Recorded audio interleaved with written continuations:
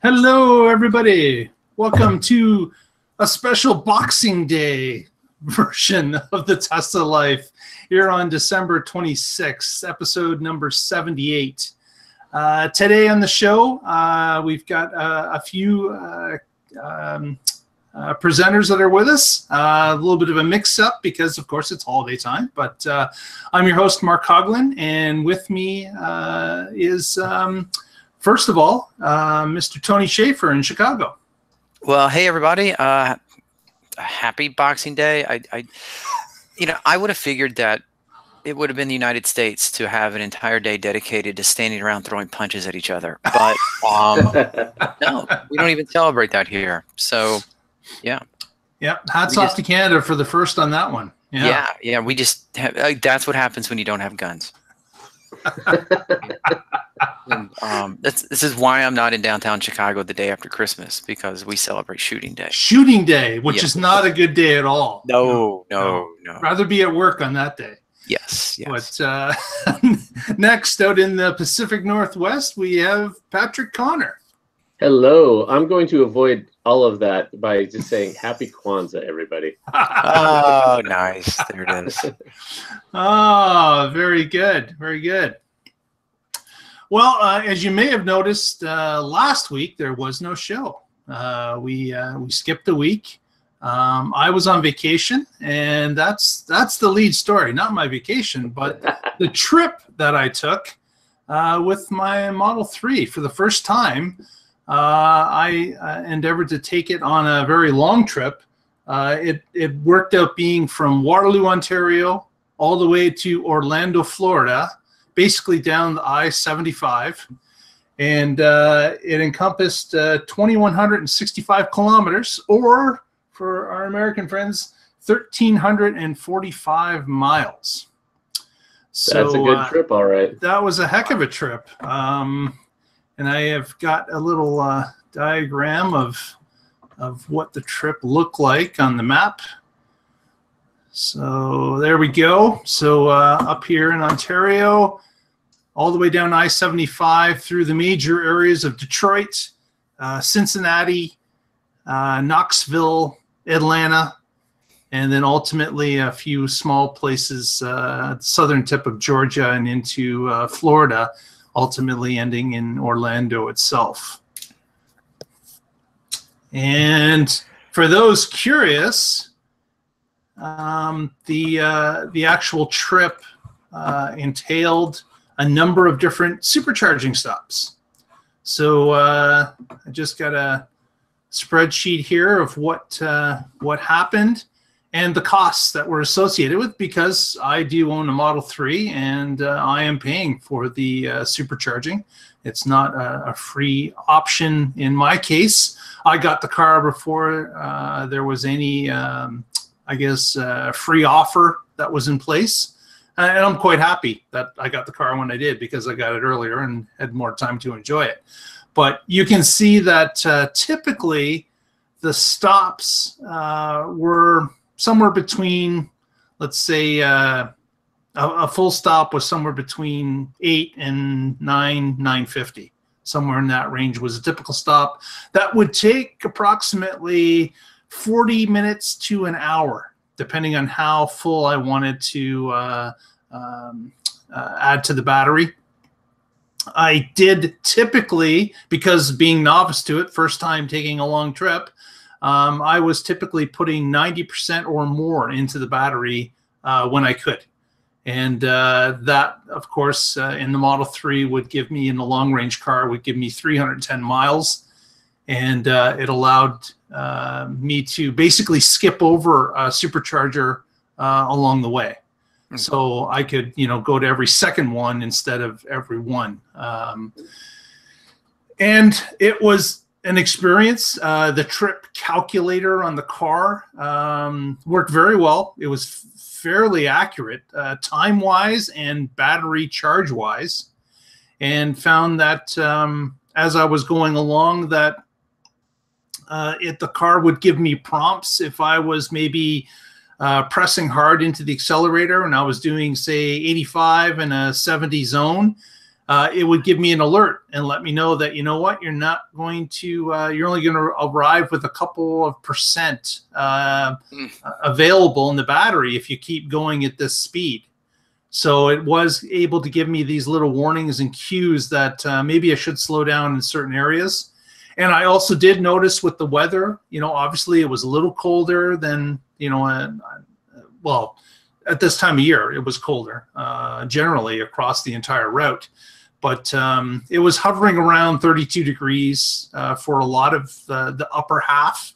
And then after I got, you know, into the, say, the, after I got through the mountain ranges into Tennessee, then it started to warm up somewhat. And of course, in Florida, it was sitting at 70 degrees. So there was a wide range. But the range in the battery certainly was affected by mountains, by lower temperature, and by rain.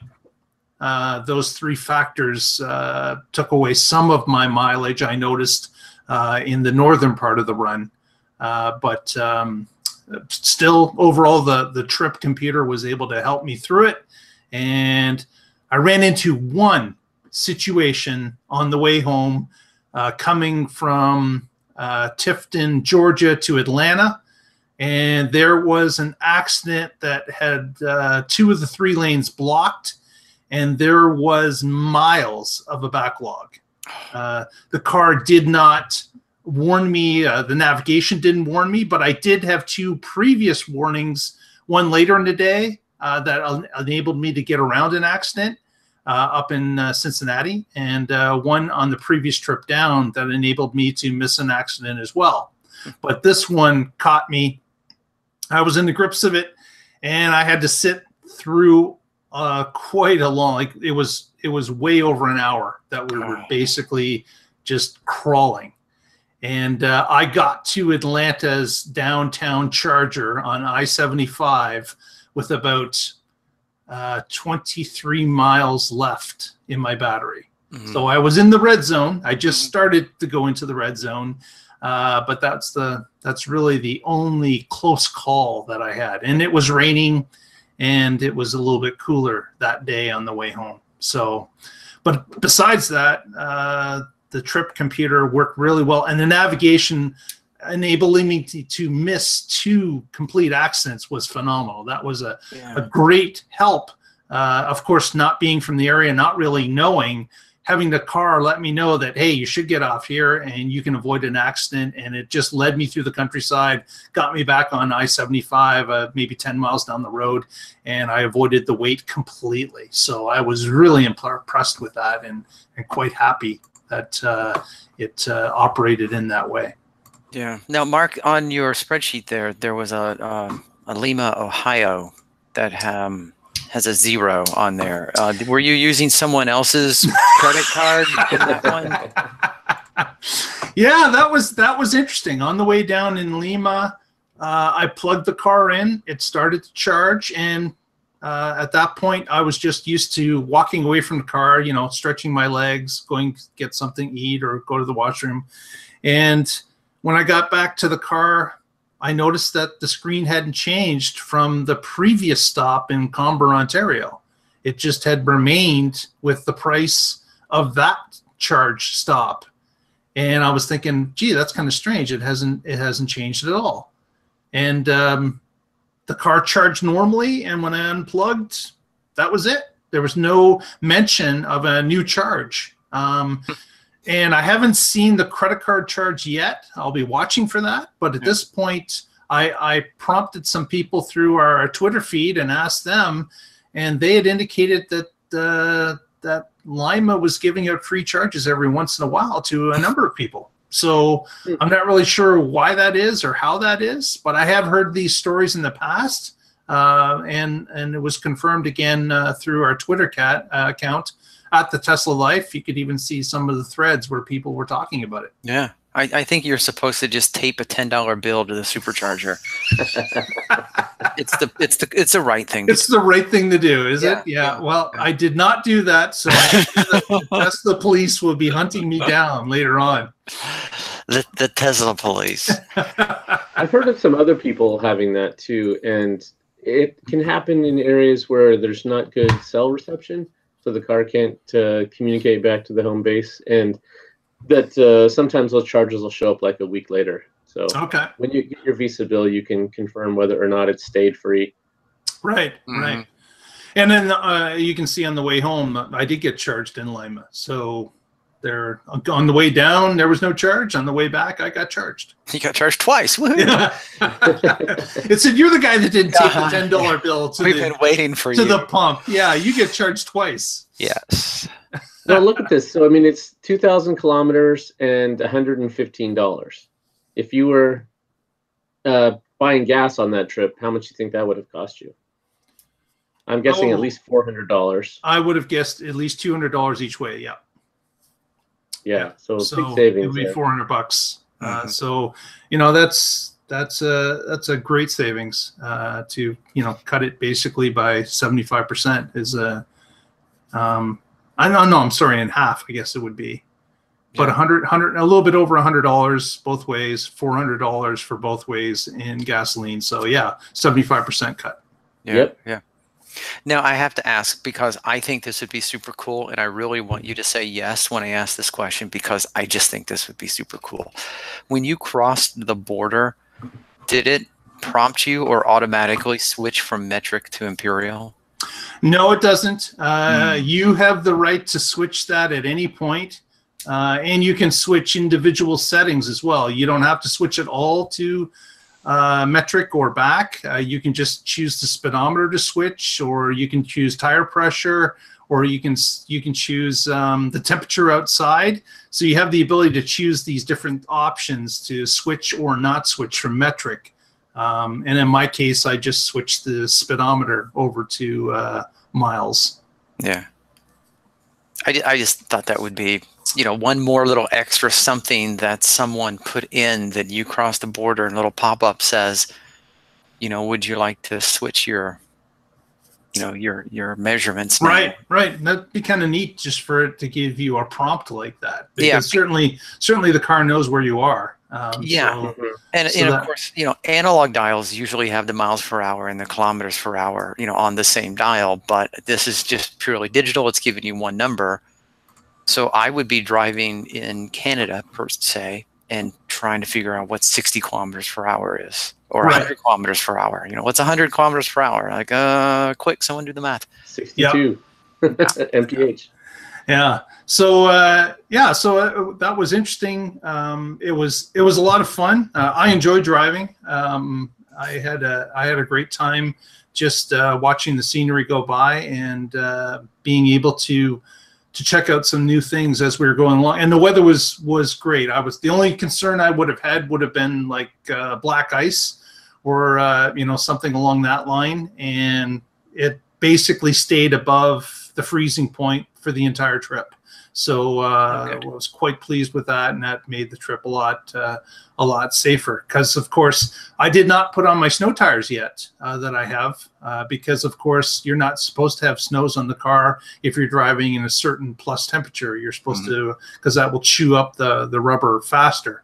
So I chose not to put on the snow tires, and they're going on in early January instead. So I was quite pleased that we got through in fantastic weather. The other thing about the trip is that stopping 8 times basically at superchargers along the way, on the way down, I did not see another Tesla at a supercharger until I hit Atlanta. And then in Atlanta, the stalls were full except for one. Oh, wow. And I was able to get the last one, plug in, and get my charge. But they had a whole bunch of cars there, and I was thinking, man, is this maybe a Tesla store?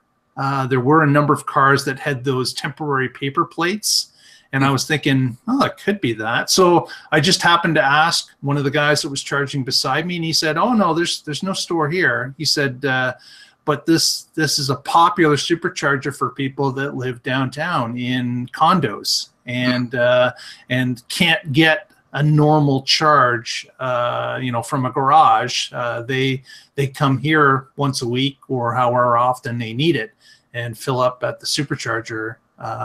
and then go home from there. Was that one of the urban superchargers or regular?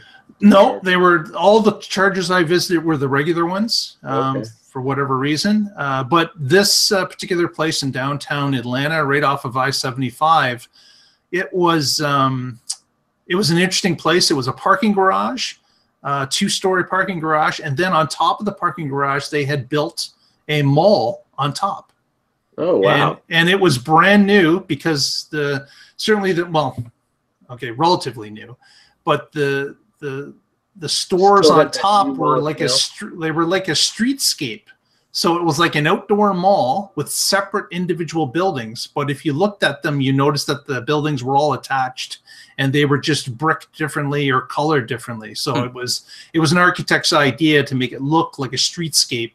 And it was filled, a whole city block was filled with stores like, the clothing stores and grocery stores, and Target was there, and there was a whole mess of stores, and it was a fantastic setup, I thought. Yeah, I've seen things like that where instead of just a bland one bill, it's basically just like a super fancy, or I hate to call it a strip mall, but it's a mall like that, but someone took the time to think about it and make it aesthetically pleasing.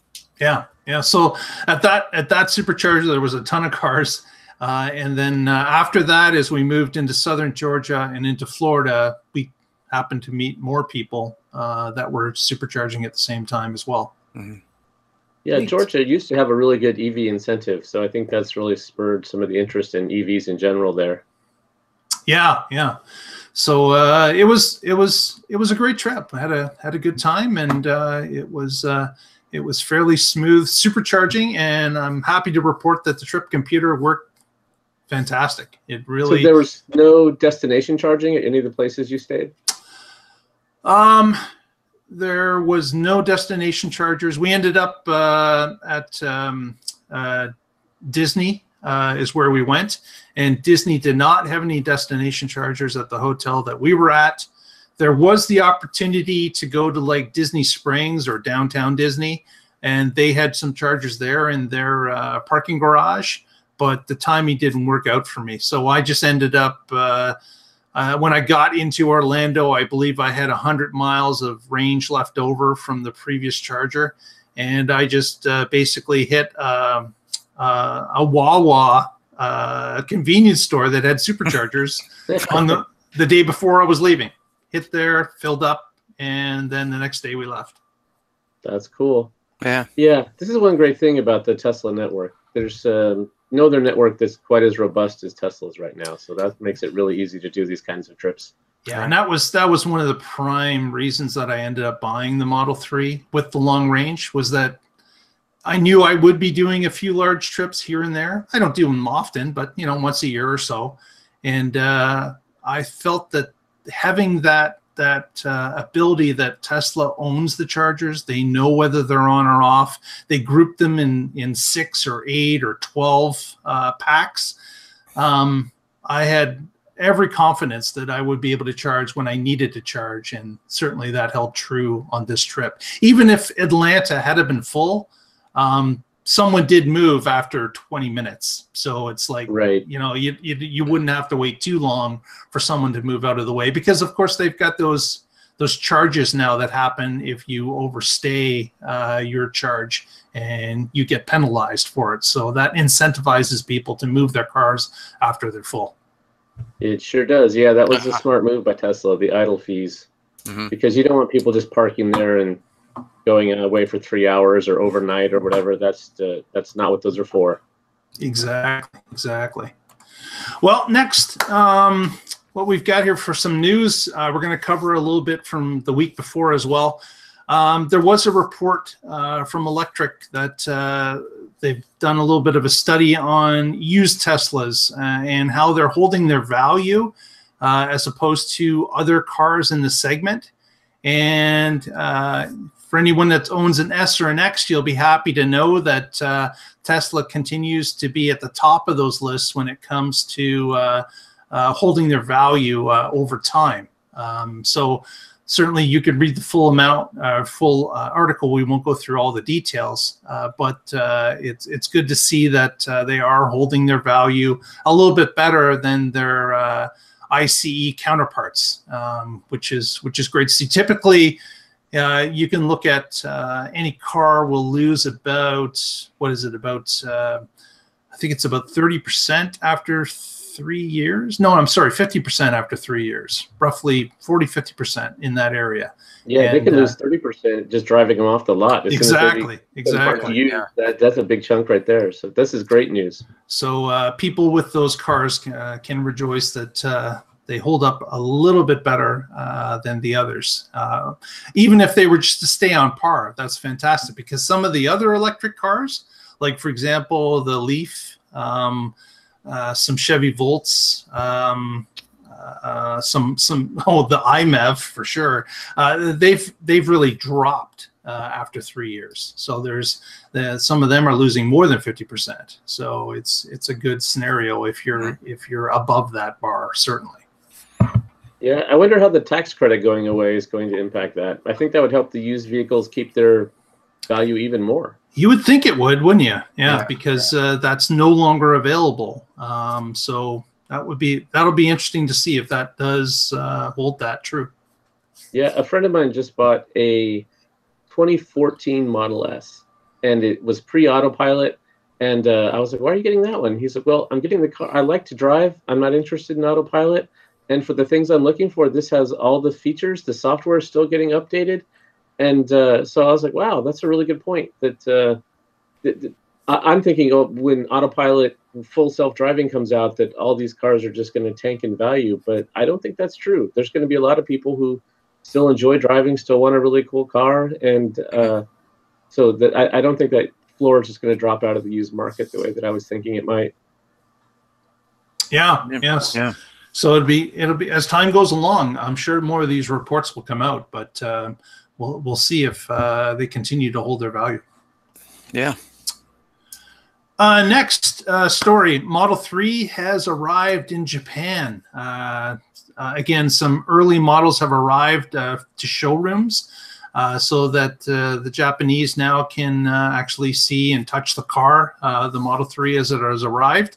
And in the same story from Clean Technica, they also indicated that Elon had indicated that South Africa will get its first store in 2019. So another new country that Tesla is going to move into in this coming year, again, to sell more to another audience that is waiting. So good on them to keep pushing forward with opening new markets for themselves. And I'm sure the Japanese are quite happy that they can now sit in the car, test it out, and get ready for their orders to be fulfilled. Well, I think it's about time he gets to South Africa. I mean, of course, he's South African, so that's where it came kind from. of like local boy returns home. Oh, and here's a fleet of cars you can buy. Yeah, I'm sure a bunch of his friends are like, "Hey, you're forgetting us. Come on, man." The hell, come on! Just as you're shipping the cars. You're only in Canada for 4 years, and they got the car second. Come on. That's right. Just swing around the Cape, drop a few off, and on your way to Europe or something. Whatever. I'm sure you've got a ship full of cars somewhere. You can drop some off to us. Yeah. I'm looking at the map, and I don't think they have any superchargers in South Africa yet. Yeah. So, right. Yeah. Yet being the key word. Yeah. Well, Japan, on the other hand, is covered. Right. Far more superchargers than there are hydrogen filling stations in Japan. But you may remember from a story about 6 or 8 months ago when they were coming to the United Arab Emirates, is that they had built the stores and superchargers all at the same time. They put a few superchargers in, and then the store went in. So they probably have it on the map to roll out charging infrastructure as the stores arrive. Right. That makes sense. Yeah. All right, so I'm gonna put this out there, and I think South Africa is the largest industrialized country in Africa, and so maybe it's not the perfect example, but I'm going to use cell phones as an example.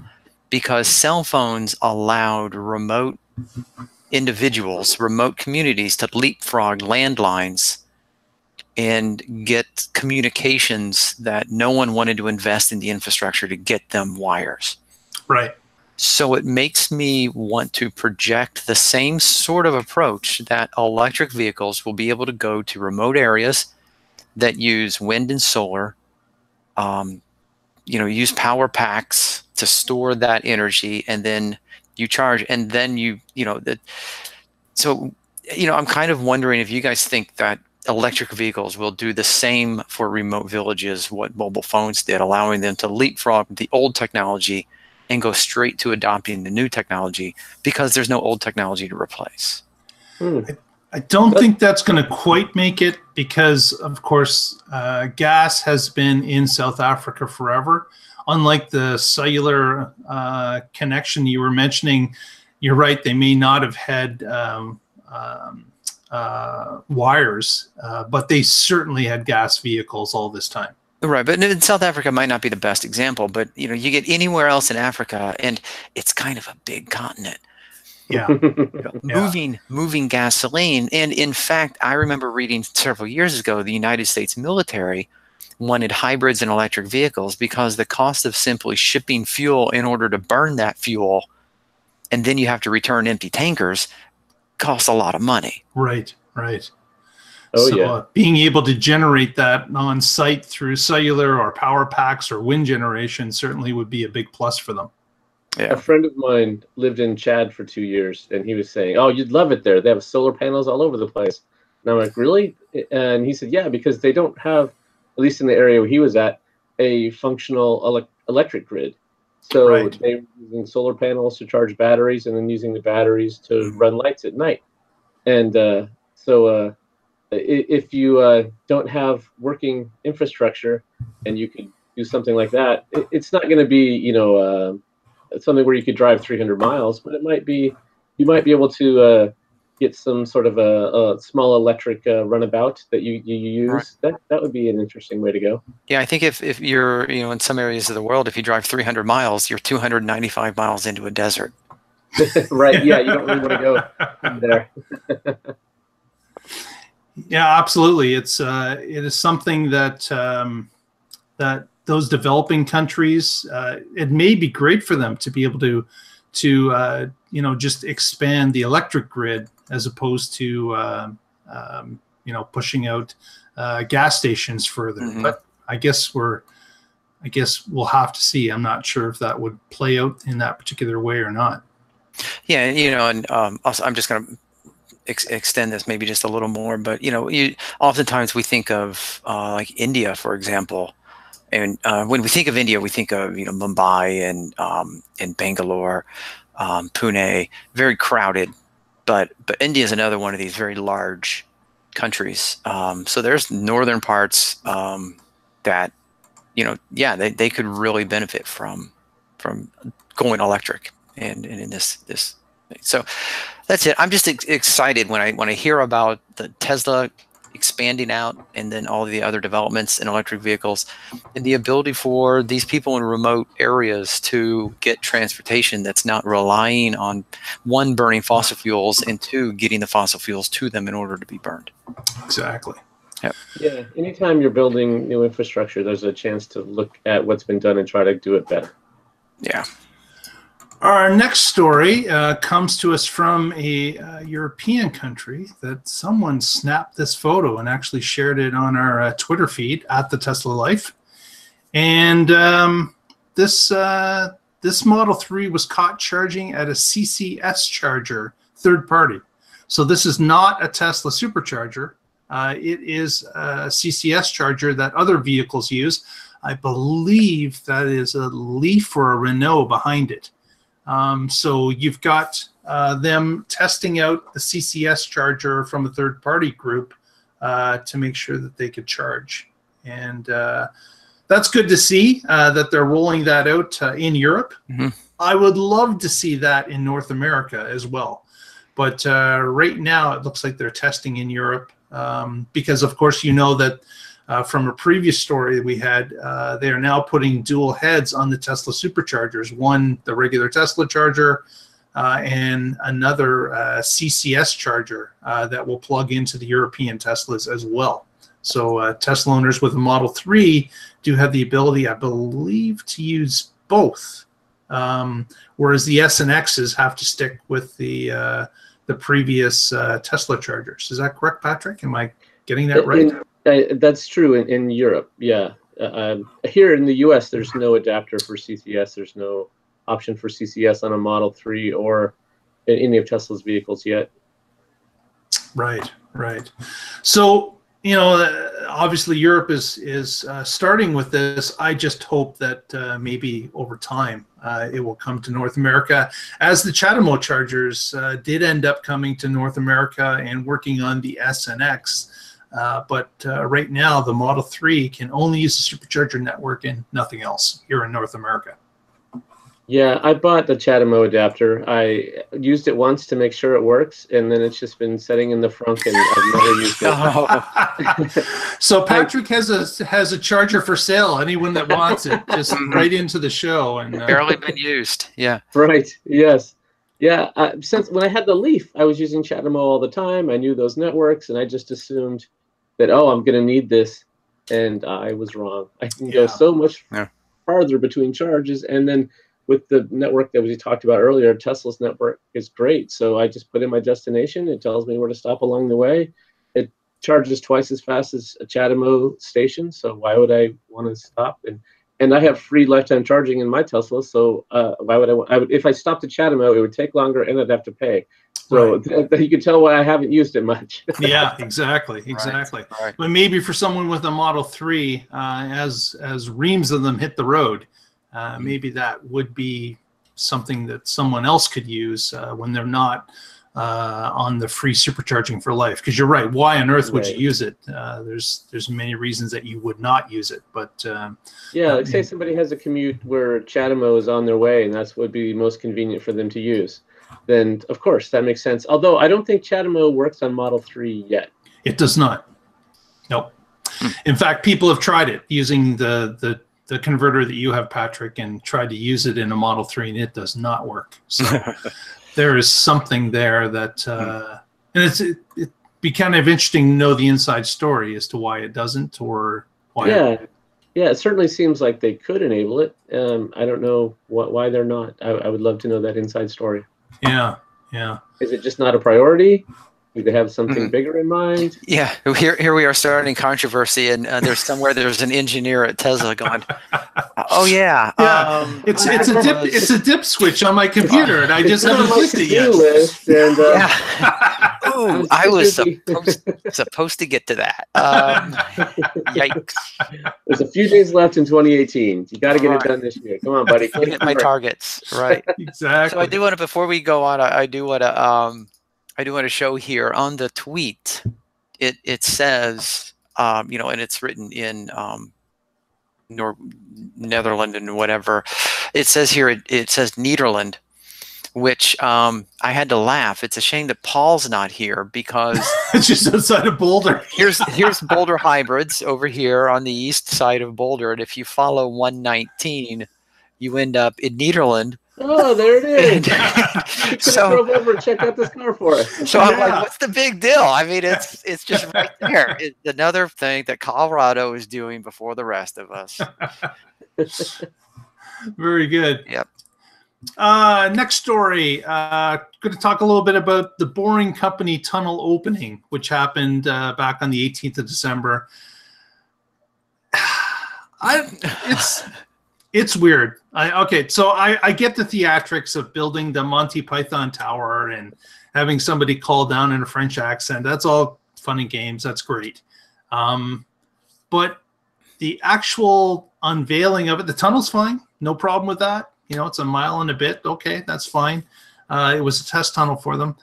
But it was announced before the opening that the skate idea of a car sitting on a skate, or the skate being able to hold a public transit pod, they've both been dropped. And the test was given in a Model X that was modified to have some guide wheels that were retractable at the front. I don't think the actual test vehicle had retractable ones, but the idea is that these guides would be retractable under the car when they weren't in the tunnel. But I wanted to get the two of you's your opinions based on this. I was kind of disappointed that first of all the mass transit pod does not seem to be viable, and they're going to be putting this basically more cars in the tunnel. They indicated that they would use multiple electric cars as long as they are autonomous, and I just thought that was kind of weird. What did you guys think of this? Well, we talked about. Okay, thanks, Tony. Yeah, we talked about this a little bit on What Drives Us last week, and Russell was talking about how this is the beginning of the end of Musk, and just how this is horrible, and how history is going to look back on this as his biggest flop.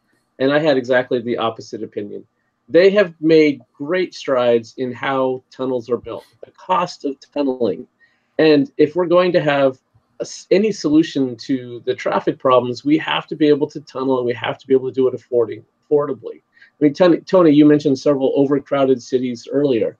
Mm-hmm. And if a majority of their traffic, or even half of their traffic, could be moved underground, that would make surface travel a whole lot easier. That would solve so many problems. And to do that, you have to be able to tunnel affordably. And yes, what was going through the tunnel didn't live up to the hype of 150 miles an hour and pods and all these other things, but that's okay. This is just phase one. And they did this all with Godot, their first tunnel bore machine. They've got Linestorm coming online, and then they have a third one after that. And each one they expect to be faster than the previous one. And faster means cheaper. That means the job gets done sooner, and the costs are significantly lower. So I think that's if you're focusing on what went in the tunnel, that's not the big story. The big story is our advances in tunnel technology and tunnel costs as a species. I would say our in the big picture. Yeah. So they did indicate that a traditional tunnel that's built for, say, a subway is basically $1 billion a mile. And they indicated that their mile tunnel cost about $10 million, which of course is a 99% drop in the cost. Right, 2 orders of magnitude cheaper. Yeah, that's huge. That is a massive difference, and I certainly have no qualms with holding that as a victory. It's just that I look at other projects like Maryland and the one that has been signed for Chicago, and I'm thinking, is that really what Chicago's going to want, is more cars in a tunnel? Or were they hoping for mass transit? The details are sketchy about what Chicago is besides a tunnel and the timeline. But maybe you're right. Maybe this is just an iteration. And maybe Chicago's will be a train for all we know. But the tunnel build is what they're after at a cheaper rate. And maybe there's a number of different things that could go in the tunnel as opposed to just the tunnel itself. I'll tell you, the one thing that I would much prefer to see in tunnels are semis and merchandise shipping. One of the reasons Chicago interstates are so clogged up is because the only way in and out for merchandise is on the streets that the rest of us drive. If we could get semis off the road, that would reduce the amount of traffic in and around Chicago dramatically. Also, you wouldn't have to worry so much about a lot of people in the tunnel at any given time. And especially if we had automated tunnels, let's say, that the merchandise is moving on automated skids, that you could move equipment and move merchandise. You could even do it at a higher rate of speed than you would want to propel people. Hyperloop, for example. Right. Yeah. I mean, I'm really not yet fully sold on the idea of a large series of tunnels as people movers. And it's not because I'm anti-tunnel. I'm not a what's a tunnel Luddite? Because tunnels are new technology, and new technology scares me. None of that. Seriously, I do think that there's a lot of variables. There's getting in and getting out of the tunnels in an efficient manner that doesn't slow people down either getting in or getting out. The tunnels themselves look like they're just holes big enough to fit a car, which means that if a car blows a tire, if a car has some event that causes a situation and you need to vacate the tunnel, if the only way in and out of the tunnel between downtown Chicago and O'Hare is downtown Chicago and O'Hare, if anything goes wrong, you have issues. These are the things that will convince me that we need to put more people in tunnels. Until that point, I do think that tunnels would be great for moving merchandise quickly, long distances. Yeah. Right, and there's no reason it couldn't be both, depending on whatever a city needs. And if you have, for example, tunnels from you have a dock or a warehouse area, and you've got tunnels out of there that move things 10 miles outside of town, and then you have distribution centers from there where they take normal surface streets. Oh, exactly. Yeah, that'd be a great way to alleviate congestion in a congested area. I mean, San Francisco. Now, I'm not completely fluent with San Francisco geography, but I know there's a huge bay, and I know there's a dock, and I know that a lot of large container ships arrive there, and those containers have to get to the other side of the city somehow. Right. I do think it would be great if we had a series of tunnels that they could go under, under the traffic and then go out to wherever they need to go. Yeah, and as to Tony's point, here's a shot of the car in the tunnel with those guide wheels on the side.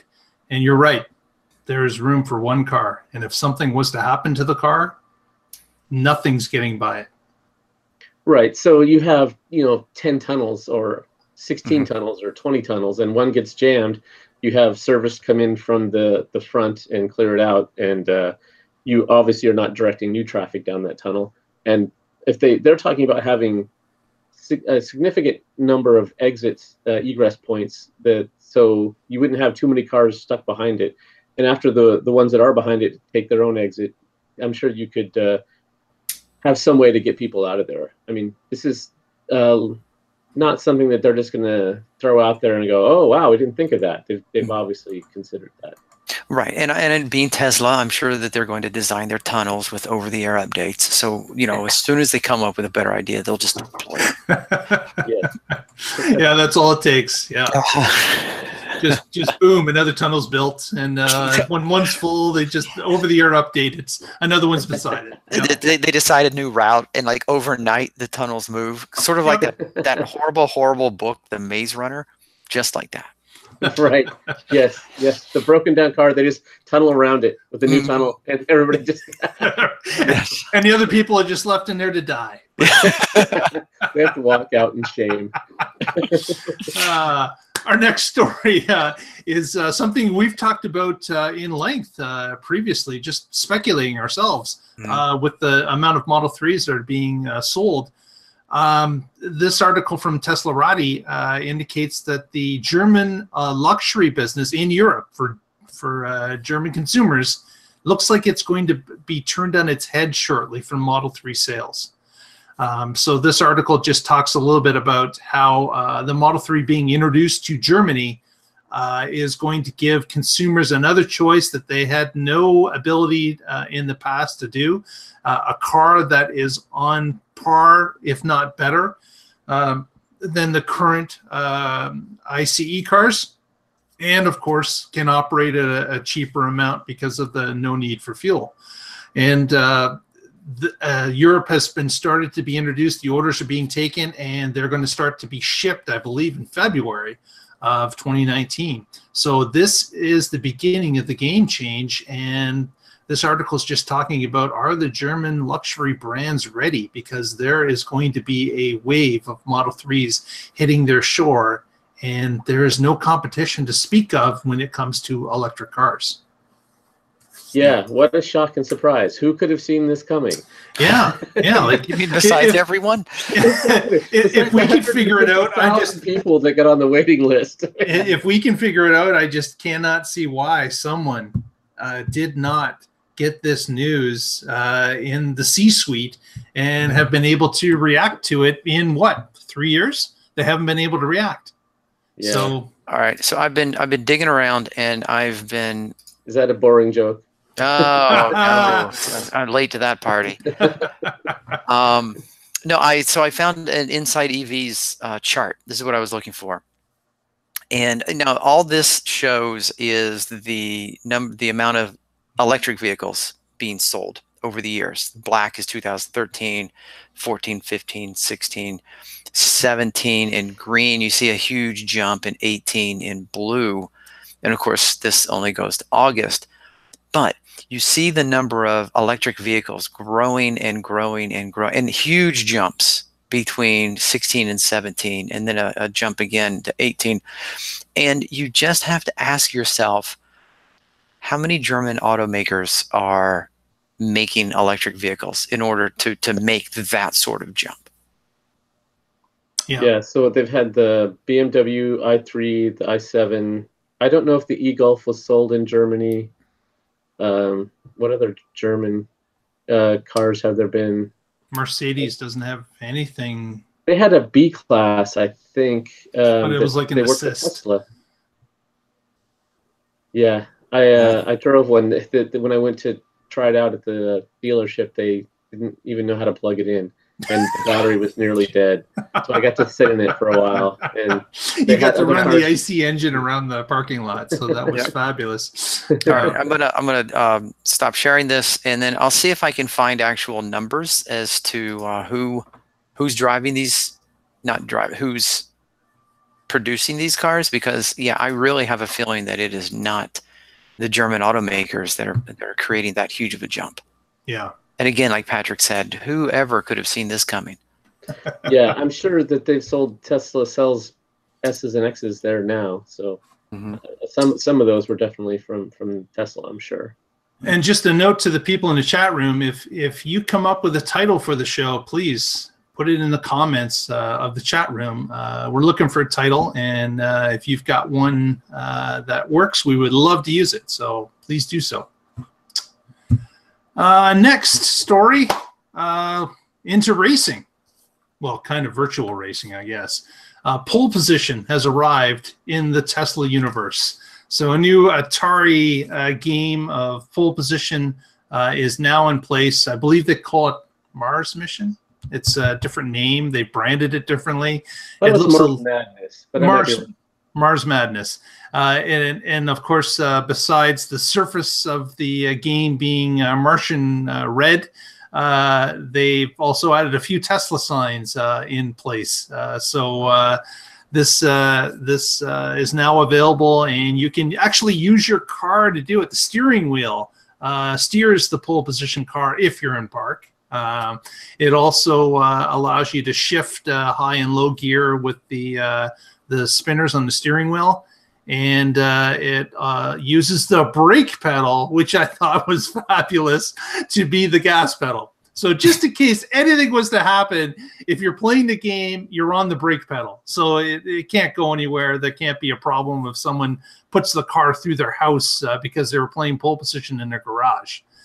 So that was good to see. And I've had a few goes at it, and I think I just put up a score at 26,000. So be interested to see if anyone out there is, because the scores aren't obviously tied to anything. You don't get to see other people's scores, which would be a cool thing if they could do that in the future. But right now the scores are yourself. So send in what your high score is on pole position. We'd like to see it. So now I think it would be awesome if while you were driving, it used augmented reality to play Mario Kart. I think they actually did go after Nintendo, but Nintendo is very closed about what they allow their IP to be used for. And I don't think Nintendo will release it at all. So it's going to have to be something different, like Lawrence Kart or something different. But it's not going to be Mario. That's too bad. Yeah.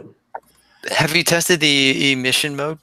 Yes, we tried emission mode, which of course is the whoopee cushion mode, and we had a pretty good laugh on our trip because you're able to hook it up to the signals if you want, and every time you signal, you get assorted emission mode noises. So that was we had a good laugh. Either we were really tired, and when you're tired, of course, things are more funny. But Yes. we as a family, we had a good time with it for an hour or so. The names are hilarious. Yes, of course. yeah. Not the Falcon a Heavy was my favorite. and the Falcon Heavy. Yeah, I like Neurostink. That was clever. yeah. Another advancement that has hit the Tesla app, or you can now not only set the cabin pressure to warm up before you get in the car, but you can actually fire up the heated seats. All 5 are individually controlled, and you can set the heating level as well. So that's kind of a cool feature as we push further into winter here in the Northeast. So now you can warm up the car with the ventilation system, as well as the seats can be nice and toasty warm once you get in the car ahead of time. So that's a great thing. Do you guys have this? Have you messed with this? Do you guys Yep. have this? So Yep. okay, tell me this. I see as I'm sharing here that each seat has 3 wavy lines. And I'm assuming you have small, medium, large in terms of heat. Yep. Do you tap them and it gets higher, or is it? I believe as soon as you tap it once, it goes to full heat. So the 3 bars appear, or bacon strips, as my wife likes to call it. Okay. And then you press the seat again, and 1 bacon strip disappears as you tap again to the point of they're all off. That is, to me, that is a great bit of user interface right there. So many times I've seen apps that it's like on, off, on. What level would you want? And it's a completely different something. I'm like, no, just let me toggle tap and control the level. This is such a clean interface. Yeah, and it works very well. Although you cannot enable the seats to warm up unless you've turned the HVAC system on. Okay. So you must have the HVAC system on in order to use the seats. You can't just use the seats without the HVAC system, blowing hot air. You have to have both, or you can't use the seats. That's only through the app, though, right? When you're driving, correct. You can definitely have when you're driving, certainly you can adjust as you like. But through the app, through the pre-warm up, you have to have both to use the seats. But no big deal. That doesn't. That's not a game stopper in any way, shape, or form. See, now, is this app the reason why the roof is all glass so that you could see through from the top down? Yes, because of course they're all visible, right? The seats get that hot that you can see the elements shining through the seats. Yes. They actually have LED bacon strips in the seat so you can see them. That would be interesting, Tony, but no, that's not the case. Okay.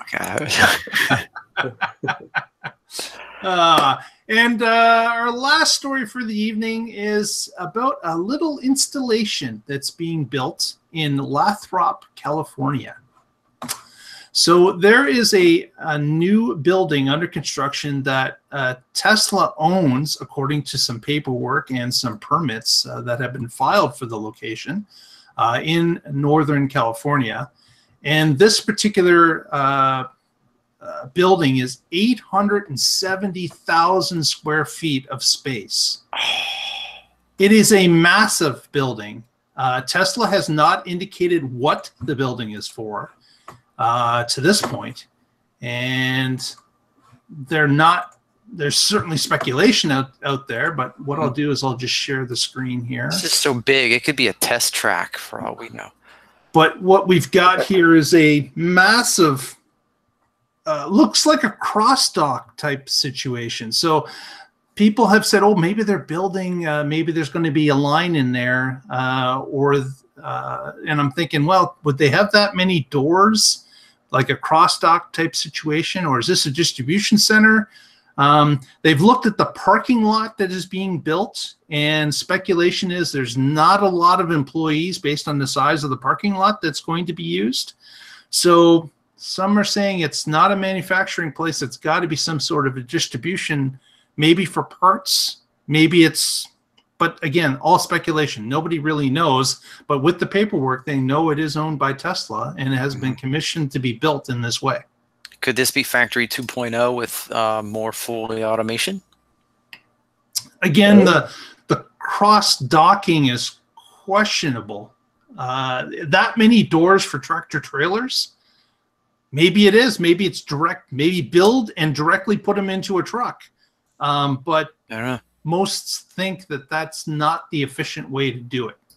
Because, of course, all the vehicles would be in the factory until the point of shipping. And you don't typically want to do that.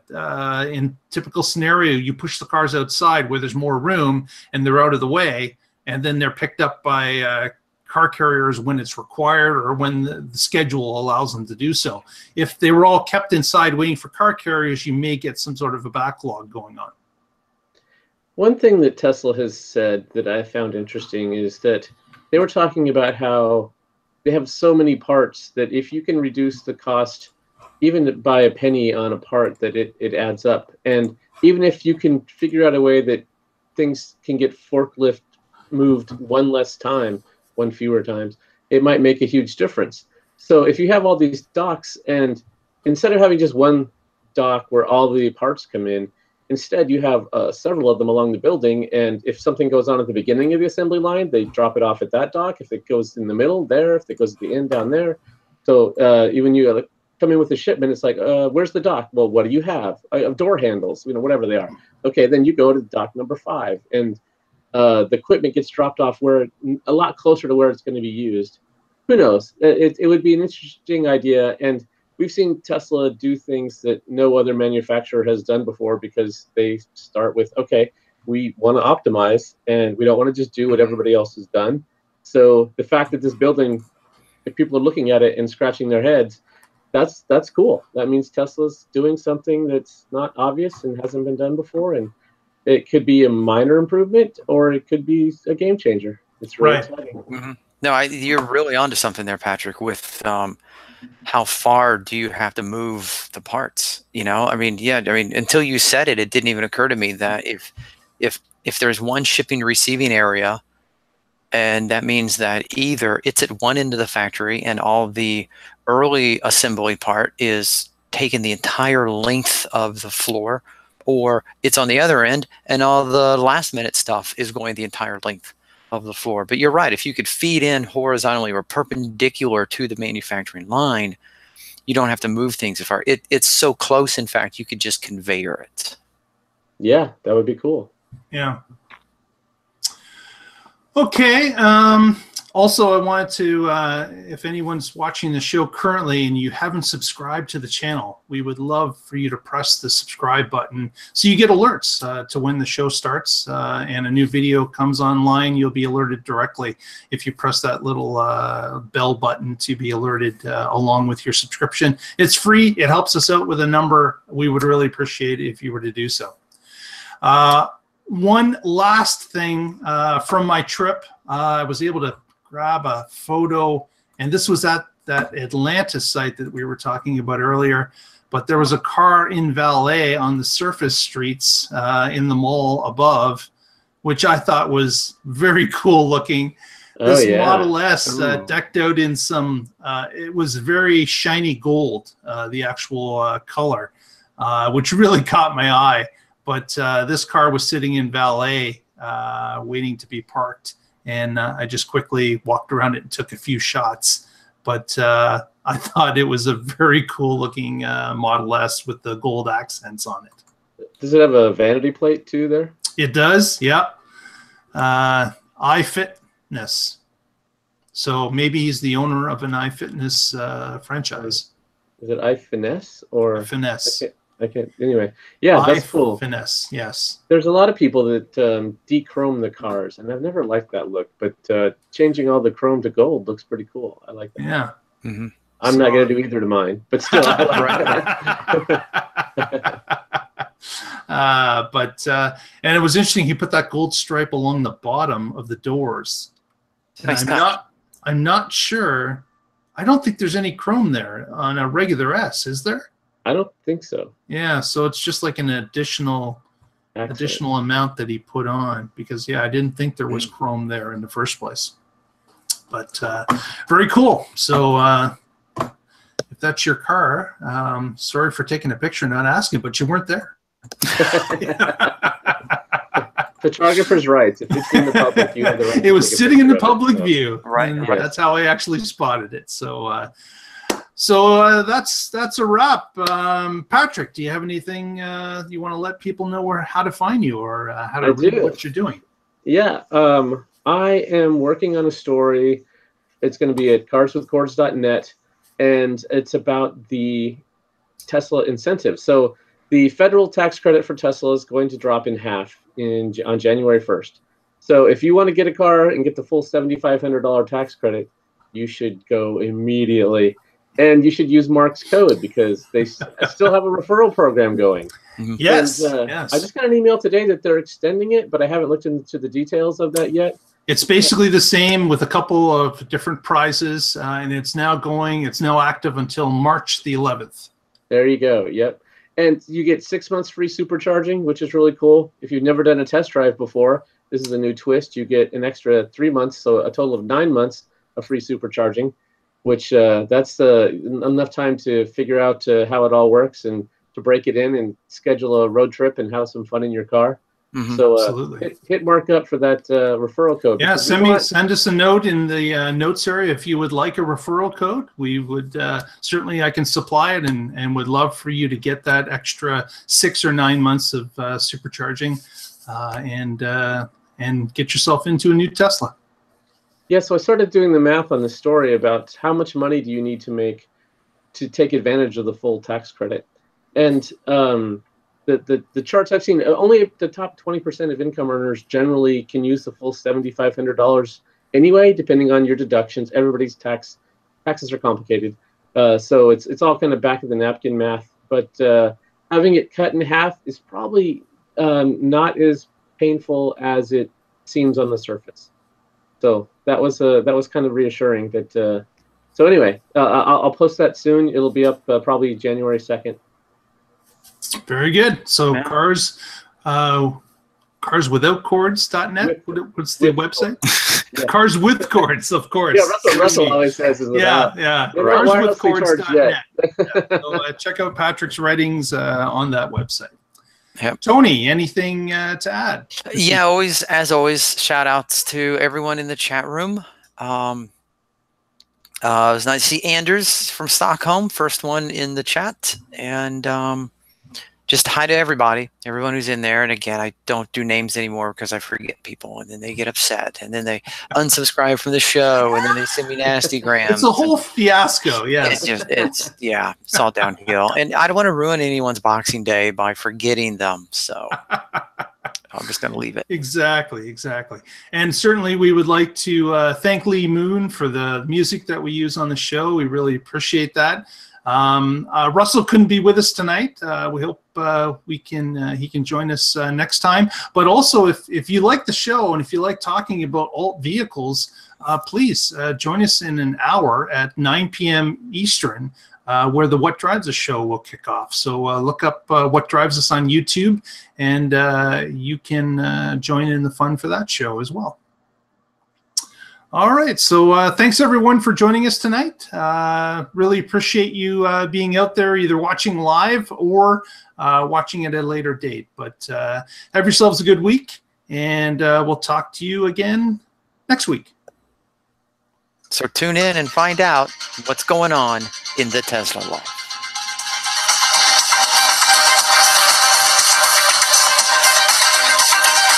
See ya. Bye,